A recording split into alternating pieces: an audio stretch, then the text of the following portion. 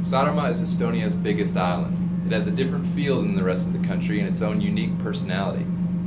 Isolation seems to have slowed progression's course on the island, even though the short ferry ride makes it very accessible.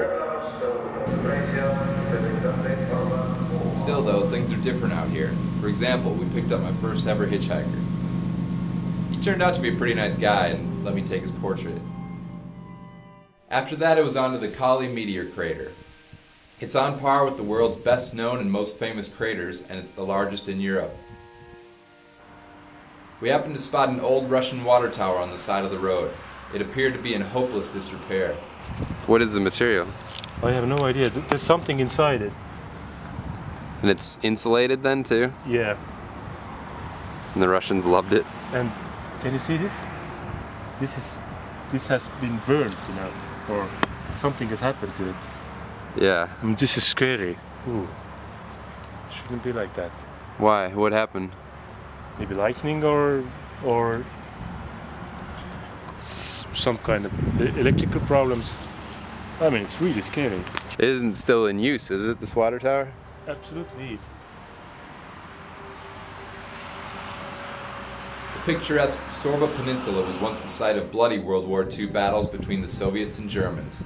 Locals collected various war relics from nearby conflicts to make the Estonian War Museum. Old bombs lie outside in gnarled requiem to the many wars fought on this soil. Russian tanks. Yeah, by the looks of it, it was blown up. Yeah. Got him. So did this guy find all this stuff nearby or what? Yeah, a lot of it. He said a lot of it is from the sea and nearby. Wow. For a country that you could drive across in 4 hours and with only 1.5 million people, Estonia's desirable location has forced an unseemly number of conflicts onto its soil. Despite gaining independence in 1991, the threat of a Russian invasion is still surprisingly real.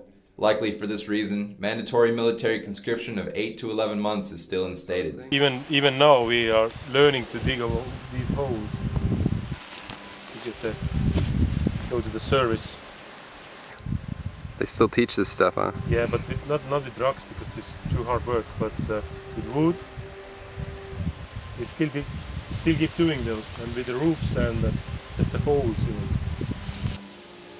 And I don't think even the trees are accidental, you know. They're supposed to be like this, so they don't see you right away if you're shooting, you know. These are Russian. I think this is a policeman's hat or militia. These are Russian, but these, so the water will drop in your eyes and they're clever. Yeah. German stuff.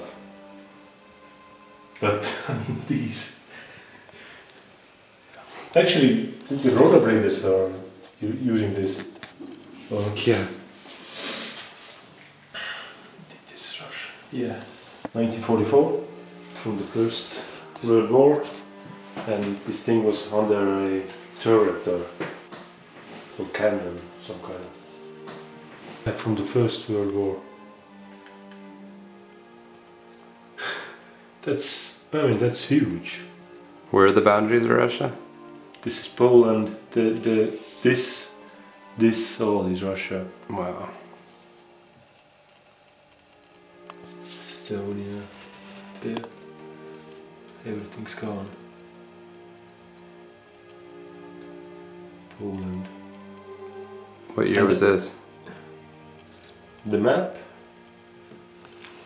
It's done in 1985. It's not that long ago. It's scary. That is scary. No idea what that means. These are all German. I mean, they look so good, and you know, this is very light, you know.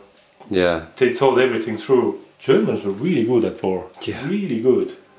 These are really scary people. Don't mess with the Germans. Very polite and kill you very politely. Even these movies about war, and they made Estonians to go to this German army, and when they met, and they made Estonians to go to the Russian army. And when these two guys met, one of them looked like shit, and the other guy would be always, you know, clean with a nice uniform, and it was always like that, even in the movies. This thing used to hold up the bombs in the airplane, bomb holder. Very literal. Yeah. Tunnels underneath the ground, they were filled with water, and after they pumped out all the water, they found this cool stuff. I think I used to have one of those. Russian tank. Here it comes, here it comes. Very good times. It's times like these I'm reminded this isn't just some country in the Baltic. It's a place where people I now call friends lived under some of the world's harshest tyrants and sometimes appalling conditions for decades. I'm still amazed at how lightly people can talk about these difficult times. Oh yeah.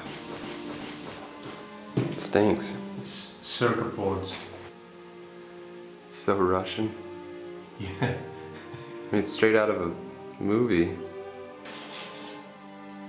What's that? Just explains the engine, but... Yeah, that's completely explanatory. I know exactly how that engine works now. And again, these are Russian. These aren't that old. 82. Mm-hmm. This is German. I mean, it's from the war. It still looks alright. Something that wouldn't happen in the States is if you want to go to a store at the 1980s, or this thing would have, you know, price pressed on it in the factory. Everything has prices on in the factory. It doesn't change throughout the whole Russia. I mean, everybody has at home at least a couple of things that have this old marking on it.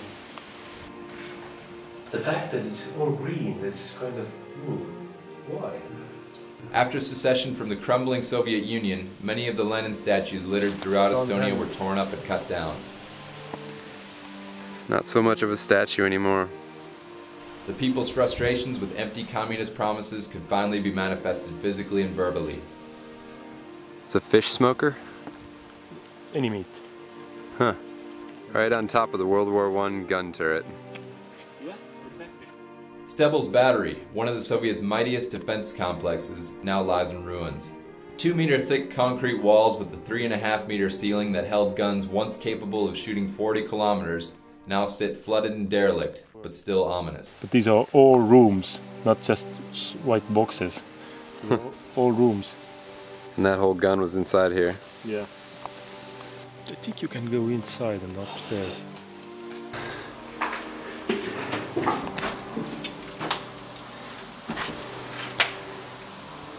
In most